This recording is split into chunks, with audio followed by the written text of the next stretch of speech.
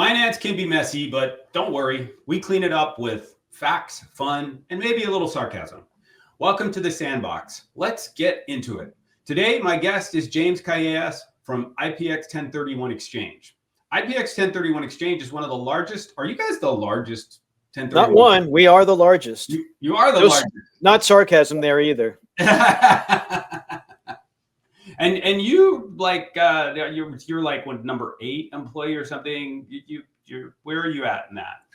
I'm not number 8 employee, but I have been longest tenured at I'm second longest tenured at IPX. Wow. So you like it? I do.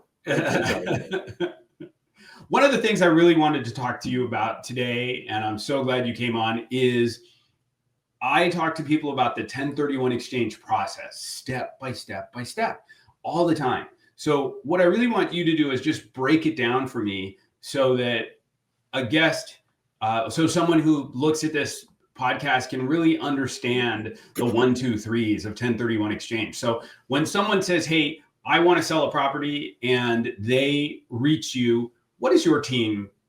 How's your team set it up? What's the first steps? I like for them to consult with me prior to even listing the property because I want to confirm a couple of things before we go through at the 1031 exchange. Number one, does it qualify? So I have to make sure it is investment property, how long it's been investment property. And once we've determined whether or not it does qualify, then I need to know who owns the property. Because quite often somebody says they own it, but it's in a different entity. They're not the only owner. There's something else. I need to make sure the taxpayer that wants to do the 1031 exchange owns the property.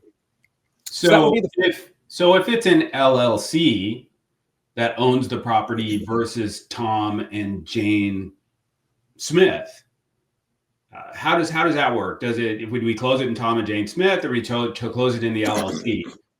So there's different types of LLCs, but for the most part, whatever entity is selling the property should be doing the 1031 exchange.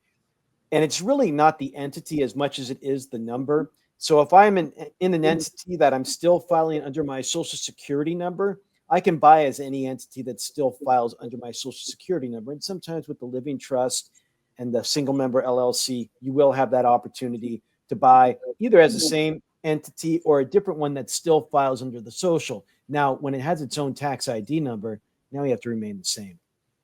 So what happens? Got a call yesterday and someone said, I own 80 acres of land, but I live somewhere else. And how do they do a 1031 exchange? Can they do a 1031 exchange in that land and buy the corner shopping center with the 7-Eleven and the laundromat? And that's the beauty of the 1031 exchange, because in the initial meeting, after we have talked and whether or not it does or doesn't qualify, then I start talking about what do you want to do with it? And if they go, you know what, I own this land, it doesn't give me any income, I can't appreciate it, I'd like to get rid of it, I don't want to pay taxes, I want to get into something that gives me cash flow. Can I buy this corner shopping mall? And the answer is yes. As long as it's real property used for a business or investment purpose, it qualifies. So now it's all about structuring this and meeting all of the guidelines and timeframes of Section Code 1031. So it doesn't matter whether it's a single family home that they're selling, and they don't have to buy another single family home that's a rental. If it's a condo, they don't have to buy another condo. They can buy any piece of real property, real estate that they don't live in. Yeah. So what's really important for people to understand, because they get confused by the like kind term, if it's real property, if it's in the United States, if it's used for a business or investment purpose, it qualifies. So yes, I could sell that condo rental and go buy a farm if I wanted to, or I could sell that bare land and go buy an industrial building or buy a bunch of condos that I'm going to rent. So it really matters that it's 3 things: in the United States, used for a business or investment purpose, and is real property. Oh my gosh, you said in the United States. What about Puerto Rico? Puerto Rico, sadly, is a U.S. territory, but they have elected not to be a part of Section Code 1031. There are a few other U.S. territories that do qualify: Guam, the U.S. Virgin Islands, Northern Mariana Islands, and America's Samoa. But for whatever reason, Puerto Rico elected not to be part of Section Code 1031. All right. I just wanted to kind of throw that in there, right? Yeah, it happens. And the question comes up from time to time. So let's get back to this. So how does equity and debt, people use those terms and they throw them around, equity and debt. We're talking about the loan that someone has on a property. I had someone who called me a while back and said, we sold, we're done. I have $1.3 million in my QI account, which is the qualified intermediary account with IPX. I have $1.3 million to spend. My first question to them was, what was the sale amount? And they said $2 million. So that means they had a loan. Yeah, and it's really important that we understand this, and this is a great point. So if I am selling for $2 million and there is a $600,000 or $700,000 loan on the property, once that loan is paid off, I only have $1.3 or $1.4 million in the account, but my target price is still going to be at that $2 million number, because in any 1031 exchange, two things need to be done. All of the cash that comes into the exchange account from the sale of the relinquished property must be used to purchase replacement property. But you also must replace the debt that was paid off. And you can do that one of two ways. A, you can get another loan. B, you can come in with cash. So there's a debt component to most properties. If it's free and clear, it's pretty easy. Just use all the cash. But most of the properties have some sort of debt entangled within the property. That gets paid off, but you need to replace it on the next property to be in a position to defer all capital gains tax. Yeah, that's my comment to them. I said, it's an exchange. You're exchanging both parts of the transaction, the cash and the debt. Yeah. Otherwise, Herb, you know what I would do? I would just refinance my property as much as possible and say, okay, here we go. I have $30 left. I'm not going to pay any taxes, and I kept all this cash. So when you really look at it from that perspective, it doesn't make any sense for not to be able to take on that debt component to the next property. That's the way it works. Unfortunately, they're not going to change their minds on that either. So there are a couple of different types of exchanges. There's what we call a forward exchange and a reverse exchange. So what's a reverse exchange, and what's the cost of a reverse exchange versus a forward exchange and the cost of a forward exchange? And what we mean is, reverse is when they buy the property first and then sell their property. And the forward is basically when they sell their property and then buy something else. But how does that work? What's the difference and what's the cost? So I think the difference is pretty easy to come up with. Number one, on a forward exchange, you're listing your property for sale, accepting an offer, setting up the 1031 exchange account, closing escrow, money goes into the accommodator's account that you've set up. Then you have to identify and close on what you're buying. So money goes from the sale of the property into the qualified intermediary's account to purchase the replacement property. That is a regular forward exchange. Sell first, buy second. Now, a reverse exchange, because sometimes you find the perfect property and yours hasn't sold yet, or there's limited inventory and you know that's the only chance you're going to have to get this particular type of property, you need to buy first and sell second. Now, when people hear, oh, I could buy first, my property will sell in a heartbeat, no problem. Here is the challenge with the reverse exchange. You don't have the money from the sale. We don't buy the property for you. So how are you going to buy the property first? Some people have the cash. If they have the cash, it's pretty easy to do. See, in a reverse exchange, you will fund the purchase of the property. We, the exchange company, will set up an entity that will go on title at the close so that the client is not on title to both properties at the same time. You can't exchange with yourself. So you fund the purchase. We set up the LLC that goes on title, and then you have 180 days to sell your relinquished property. And once you do that, whatever funds come in can replenish what you came up with to buy the property first. So if you have the cash, a reverse exchange is pretty simple.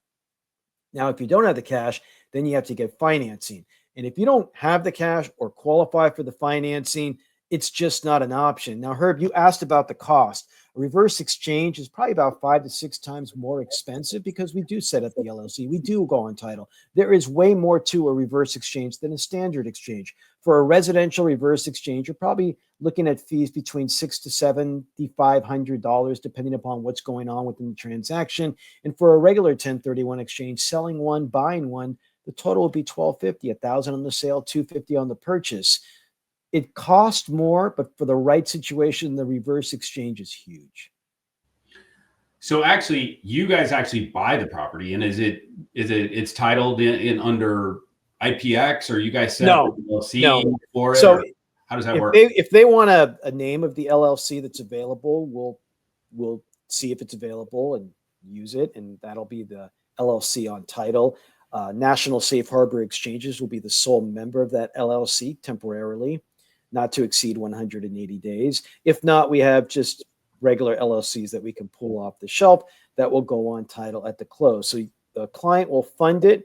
We will go on title at the close, and then the client will have 180 days to sell their relinquished property. And when they do sell it, they can either take over the LLC and be the sole member of that LLC, or they can put it back into the entity that sold their relinquished property. There's a couple of different options there, but they have to follow this criteria in order to comply with the revenue procedure. And the key to this is 180 days. So you still, if you do a reverse exchange and you close on May 1st, you have 180 days. So that property that you need to sell that was at reverse for the reverse exchange, you still have that time frame, correct? Yeah, I get that question all the time. Hey, James, what happens if I don't sell the property in time? What kind of taxes am I going to pay? I tell them, none. You're not paying any taxes. What do you mean? I go, well, you haven't sold anything, but now you own two properties and you can't exchange into this property. I'm like, oh, yeah, that's right. So if you don't sell your relinquished property, there's no tax consequence. But now you haven't sold the one that you wanted to sell, and you own the one that you already wanted to have through the exchange, and you can't use any future sales to exchange into a property that you already own. So there will be higher fees for the reverse exchange, but more importantly, if you fail, now you still have to sell that other property. Either you're going to pay the tax or buy a secondary property instead of just the one you bought through the reverse. But it is quite popular.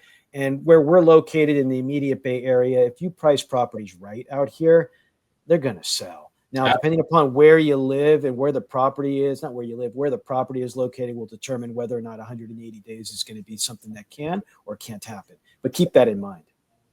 So I love that we can talk about the hard stuff here. So here's a really tough question. And I had someone call me a while back and said, hey, I sold the property 2 years ago and I seller financed it in a 1031 exchange. And the buyer's now going to pay off the $1.5 million loan I gave them.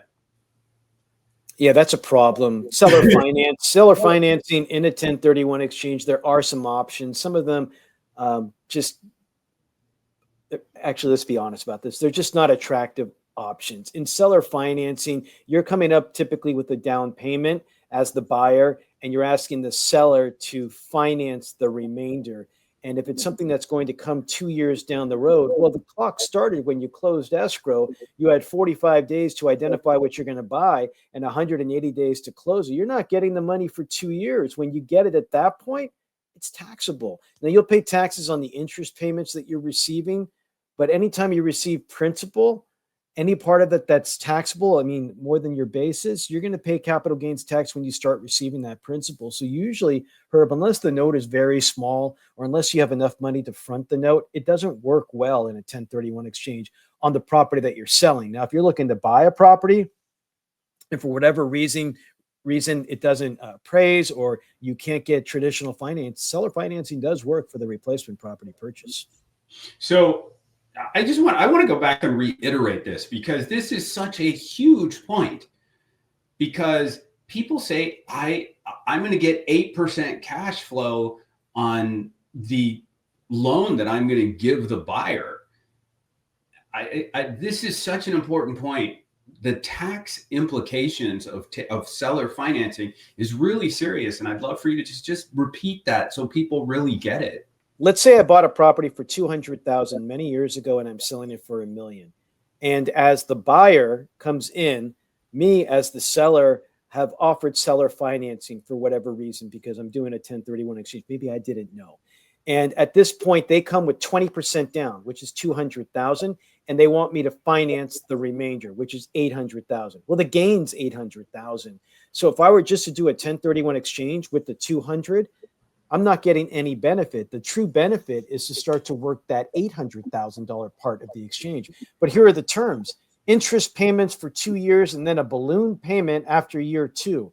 Well, I had to get things done in the 45 and 180 day time frame, and I didn't do that. I didn't get the money for 2 years later. Now, a way around that, Herb, and you might be able to do this, is if you go to your savings account, get 800,000 out, bring it into escrow, have it flow through the exchange, buy your replacement property for $1 million or greater, be done with the exchange within the 180 day time frame, then you're awesome. But the problem is, most people don't have 800,000 to front, and when they get that money down the road, it's all going to be taxable. So seller financing in a 1031 exchange, before you offer that, if you're looking to do a 1031 exchange, just call me up. I'll go through all the options, because usually as a seller looking to do an exchange, offering seller financing, it does not work well. Yeah.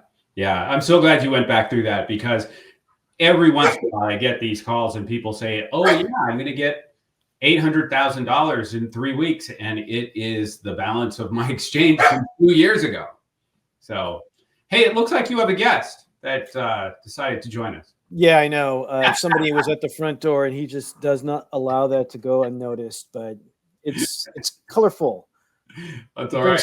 It brings color to the session today. It's Sandbox. Come on. That's right. It is the Sandbox. So, hey, in regards to these timelines, 45 days to identify a replacement property. Calendar days, right? And you've got 180 days from the date you sold the property, but within there is 45 days. So let's go over that, Herb. Number one, don't list your property for sale without having a plan in your mind. And it might be a plan A, B, and C, because 45 days is a month and a half. And to find the perfect property, well, that's just not that long. Now, if it was 180 days to find it, that'd be awesome. It's not. It's a month and a half.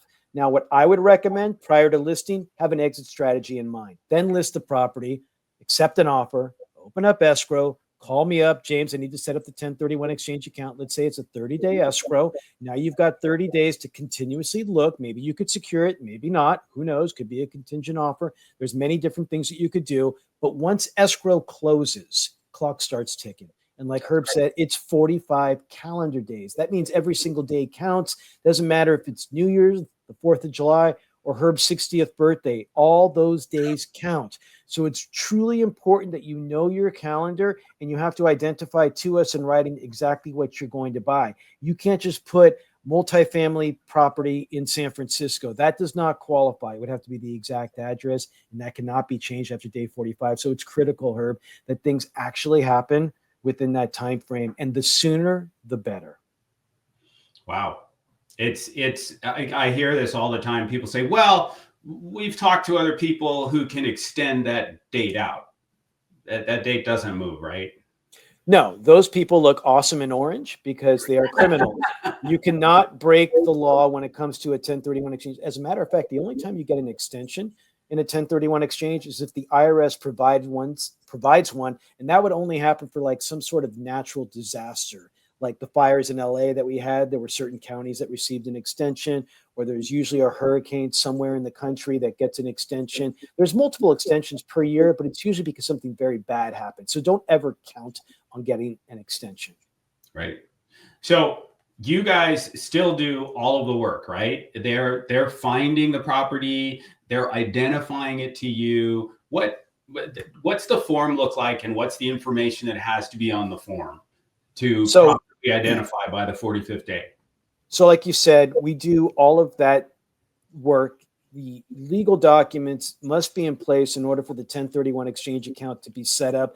And our documents, the most important ones are the exchange agreement between us and the seller on the sales side, and the assignment agreement, which allows us to assign into the rights of the contract. Hence, we become the seller for the seller, so they don't touch money. You can't touch money in a 1031 exchange. So once we receive proceeds, we'll send out confirmation of funds received. We'll also include a copy of the closing statement, which will correlate the amount of money that we received with that letter showing, and the closing statement showing what was wired to us. But we'll also include the 45th day, the 180th day, and most importantly, a property identification statement where they can list the properties that they're looking to identify. And it will give you the different choices that you can use in terms of identification for replacement properties. So there's a bunch of rules. There's the 3 property rule, there's the 200% rule, and then there's this crazy 95% rule. But let's talk about the 3 property and the 200% rule. And let's not ever use the 95% rule without consulting me, and I'll explain why. So the most popular rule is the 3 property rule. And this rule is used usually for the person that's looking to buy 1 or at the most 2 larger properties, because the rule says within the 45-day window, you can identify up to 3 properties of any value. So there's no limit on the value. You're just limited on the number. And yes, you can annoy me every single day if you wanted to revoke and put new properties in there. But at the end of the day, come midnight, day 45, the 3 that you identify are the only 3 that you can move forward to purchase. Ideally, you've already completed it by then. But at that point, that's all that you can do using that rule. But then many people, hey, you know what, James? I sold this property for $1 million, $2 million, 1.5, 700,000, whatever the number is. And I found a great deal in Buffalo, New York, to buy condos for about $30,000 to $40,000. And 3 is just not going to get me to my number. So what do I do in a scenario like this? And then I tell them, this is where you pivot to the second rule. It's called the 200% rule. You sold for $1 million. 200% of $1 million is $2 million. That is your cap. That means you can identify as many properties as you want, as long as all the properties that you identify combined do not exceed that cap number. In this example, it's $2 million. It's real simple. What's the sales price of the property you sold? Multiply it times 2. That's the cap. Now, if you're identifying $30,000 condos in Buffalo, how many can you identify that won't get you past 200 or $2 million? You're basically at like, I don't know, 666. Like the number's high, right? You don't have to close. You don't have to close on all of them. You're looking to close to just get to that number. You can if you want, but it's. I look at it like this: the 200% rule is when the person is looking to diversify and buy smaller assets, and it could be a number of different smaller assets, whether it's residential or commercial assets. This is very common when you're looking to buy multiple assets. So what if they are condos that are under construction? Then you better be very conscious. Completed. When do they have to be completed to qualify in my exchange? So you have the 45-day rule to identify replacement property. From day 45, you have an additional 135 days to close on what you identify. And there's no extensions on this either. So you always hear the 45, 180. Just keep in mind that the 45 to 180 is concurrent. It's not 45 plus 180 to get you to 225. That does not exist. So if you're buying something that's still being built, don't close escrow on the property that you're selling when the contractor says, oh, don't worry, we'll get this done in 5 months. You got a month to spare. No, because 5 months to them is really more like 8 to 9. Be careful and conscious of your time frames. It's actually got to be done by that time frame. You got to close on it. You're not going to close on it when it's not done and start paying contractors for work that hasn't been completed. So yeah, day 180 is day 180. So we actually were texting about this the other day. I had someone who called me and said, we want to build something.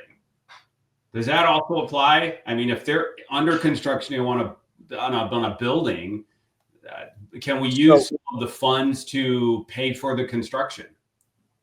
Yes, but it's challenging. Like a reverse exchange, we are going to have to set up an entity that goes on title. The reason being, improvements are not real property. Real property used for a business or investment purpose in the United States, with the definition we gave, is like kind. The way around it to get improvements to qualify is the qualified intermediary, just like a reverse exchange, sets up the LLC that goes on title at the close. You identify what improvements you're going to do and the property address within the 45-day window. Then when the improvements are being done, the general contractor, the subcontractors will invoice us. Now, when people hear that, they're like, great, I'll build an ADU on the property. I'll fix the roof. I'll do all this stuff. Here's the challenge. It's got to be done within the 180-day time frame. So if somebody says this in San Francisco proper, I'm going to be like, forget about it. The permits and the city just doesn't allow things to be done quickly. But I'll tell you this as well. We have built homes in that time frame. We have done hundreds of thousands of dollars of improvements for commercial assets in those timeframes. It's, what do you want to do? Where is it located? And can we get it done within the time frame? And if the answer is yes, the improvement exchange is huge for the right client. Right. It just has to be completed by that 180. The improvements that you identify doesn't mean the whole project has to be completed. So if I sold something for $1 million, I buy something for 800,000, and I have $400,000 of work that needs to be done, I'm only going to identify 200,000 and then call it a day because I've hit my number. So everything depends, and that's where we would have the conversation. Target price, what are you looking to do? How long would the improvements take to get done? Blah, blah, blah. And then we'll move forward if it's something that's feasible. It's complicated. It can be. No, improvement exchanges are a little bit more complicated, but yeah, we've done many. Yeah. Okay, so I think I'm done with this conversation. We're going to have many more, and I love having you on the show because you are just a plethora of information. And so we're gonna wrap up today because I wanted to have this small video for people to look at and get an idea of what are the steps of a 1031 exchange, right? And for people to not be confused. It's hard. So as you know, whenever I close a show, I like to ask a funny question. And my question today is about cartoon characters. If you had to identify yourself as one of your favorite cartoon characters, is there one that best identifies you? Superman, isn't it obvious? Oh, geez. I used to watch the Justice League of America as a kid, and we would always fight the Legion of Doom, and I always liked Superman. It's a big S on your chest there. Right. Well, folks, now we'll help people not pay capital gains tax and reinvest into superior investment property, hence the S. And the only kryptonite we have out there is the IRS, but we've worked our way around them. That's it. Well, folks, that's a wrap.